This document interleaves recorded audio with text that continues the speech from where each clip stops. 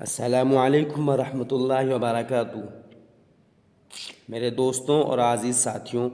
آئیے آج ہم آپ کو بتاتے ہیں کہ نماز میں دل لگانے کا طریقہ کیا ہے۔ اکثر لوگ نماز پڑھتے ہیں، ان کا دھیان ادھر ادھر ہو جاتا ہے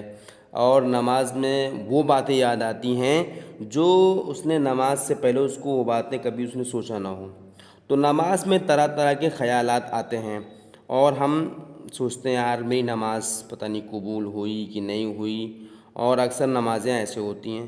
تو آج ہم آپ کو بتائیں گے نماز میں دل لگنے کا طریقہ، تو آئیے غور سے سننا، ٹھیک ہے؟ دیکھیے، نماز پڑھتے سمے اتنی بات یاد رکھو کہ نماز میں کوئی کام یعنی کوئی بھی رکن اگر ادا کرو، کوئی بھی، مثال کے طور پہ آپ نے نیت باندھا، اللہ اکبر، یا آپ نے ثنا پڑھنے والا کام کیا، یعنی جتنے بھی نماز میں کام ہوتے ہیں، نماز میں کوئی چیز بھی پڑھے تو بے ارادہ نہ ہو، مطلب بلکہ ہر بات ارادے سے اور سوچ کے ہو۔ مثلاً آپ اللہ اکبر کہہ رہے ہو، اللہ اکبر کہہ کر جب کھڑے ہو تو ہر لفظ پر یوں سوچو کہ میں اب سبحانک اللہم پڑھ رہی ہوں،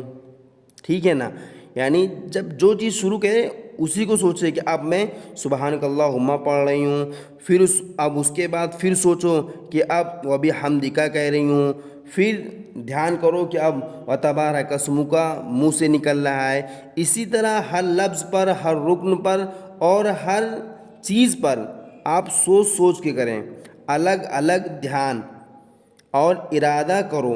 پھر الحمد اور صورت میں بھی یوں ہی کرو، پھر رکوع میں اسی طرح ہر دفعہ سبحان ربی العظیم کو سوچ کر کہو، غرض منہ سے جو نکالو دھیان بھی ادھر رکھو۔ جو چیز کرو، ہاتھ اٹھاؤ کان تک تو سوچو کہ میں ہاتھ اٹھانے جا رہا ہوں، ٹھیک، میں نیت باندھنے جا رہا ہوں، میں سورہ فاتحہ پڑھنے جا رہا ہوں، میں سورت پڑھنے جا رہا ہوں، تو آپ کا دھیان اسی طرف رہے، آپ کا دھیان بالکل اسی طرف رہے، ادھر ادھر دھیان بالکل نہیں جائے گا،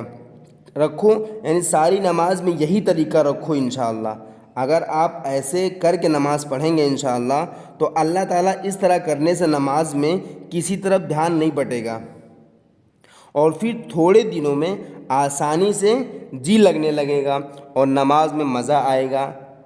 ٹھیک ہے؟ یعنی میرا کہنے کا مطلب ہے کہ جو چیز نماز میں کریں، نماز میں آپ شروع سے ہاتھ اٹھائیں کان تک تو سوچیں میں ہاتھ اٹھانے جا رہا ہوں،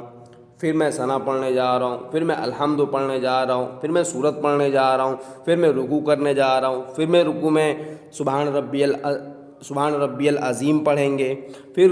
رکوع سے فارغ ہوں گے، اس کے بعد کیا پڑھنا ہے، پھر اس کے بعد سجدے میں جائیں گے، سجدے میں کیا پڑھنا ہے، سب ترتیب سے آپ اسی کو دماغ میں چلاتے رہیں گے اور سوچتے رہیں گے تو آپ کو دوسرا خیال آئے گا ہی نہیں، تو انشاءاللہ دھیرے آپ کی عادت پڑ جائے گی اور آپ کا دل لگنے لگے گا، اور ایک دن نماز پڑھنے میں خوب مزہ آئے گا، اور انشاءاللہ